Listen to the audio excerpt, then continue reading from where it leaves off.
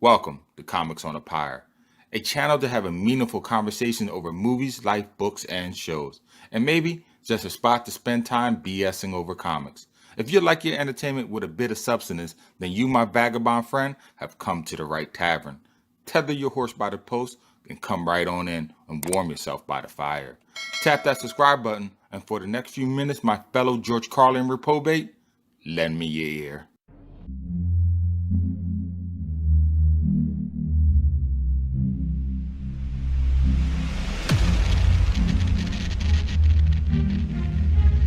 DareDevil, issue number 165, is a seminal marker in Old Hornhead's career.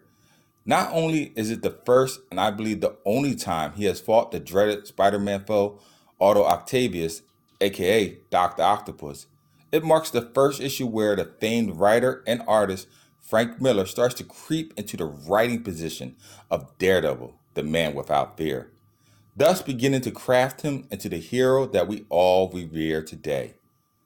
Now, technically, he actually began drawing DD back in issue 158, but I consider this issue to be the real starting off point, as it is the beginning to where we see real changes in Hornhead's life.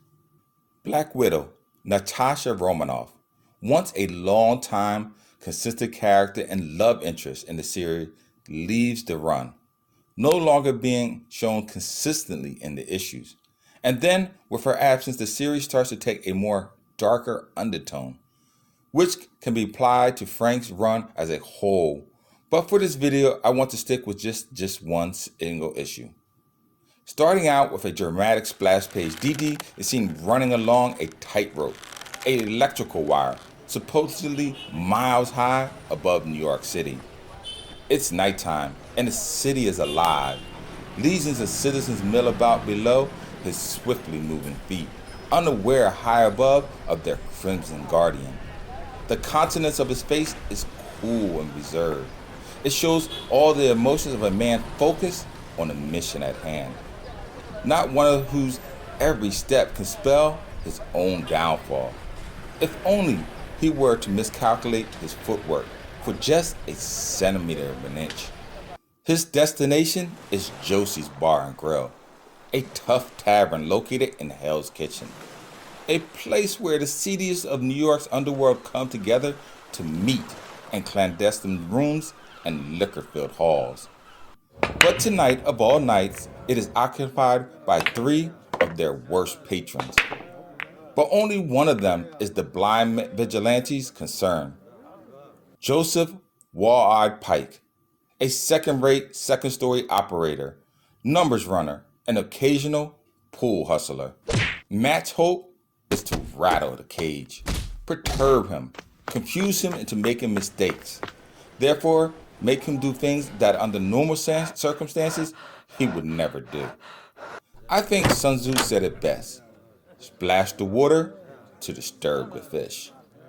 This tactic proves fruitful for DD as Pike leads him back to the man responsible for his inquiry. A shipment of antimantium has come up missing, and Josie's is a Big Apple hotspot for criminal activity. If anyone knew what was happening with that shipment of antimantium, it would be Pike. But what the Crimson Crusader hears pouring from his informant's mouth is more than what he expected.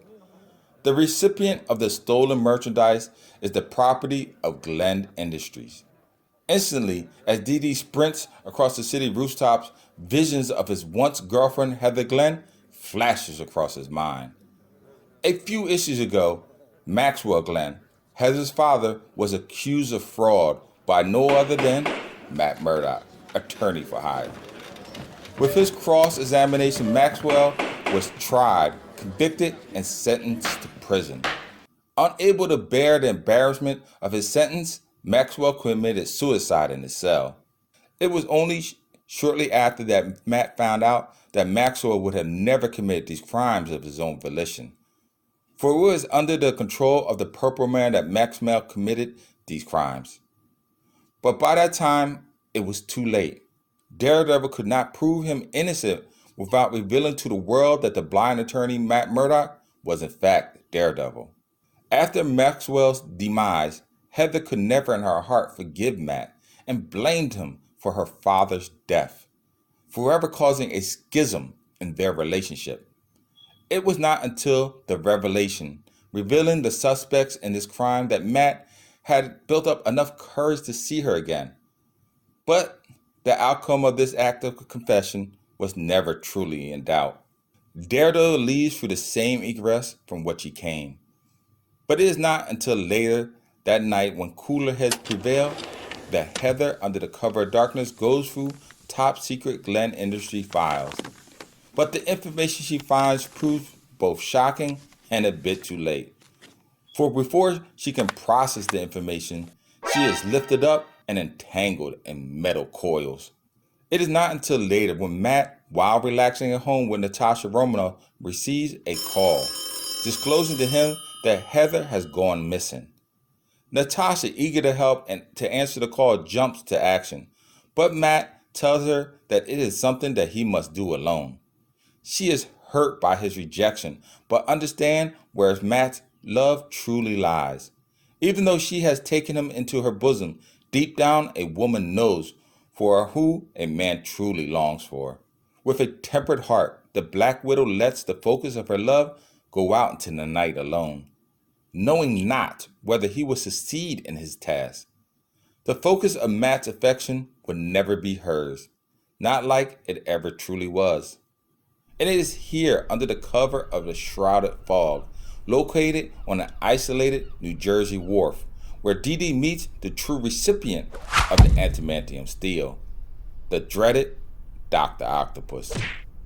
It seems one of his tentacles has been damaged, and Otto Octavius has worked from the shadows under the cover of a shell corporation to obtain these precious metals. His objective is not only to repair his broken limbs, but to enhance his limbs overall. By reinforcing the tentacles with adamantium steel, he seeks to enhance his power, therefore making his mechanical arms nigh indestructible. But can Dee Dee stop him? Does he possess the power, dexterity, and speed to defeat one of Spider-Man's oldest foes? Well, to find out, you know what you're going to have to do. Dig up this issue and read it for yourself. I promise you, you do not know how it ends.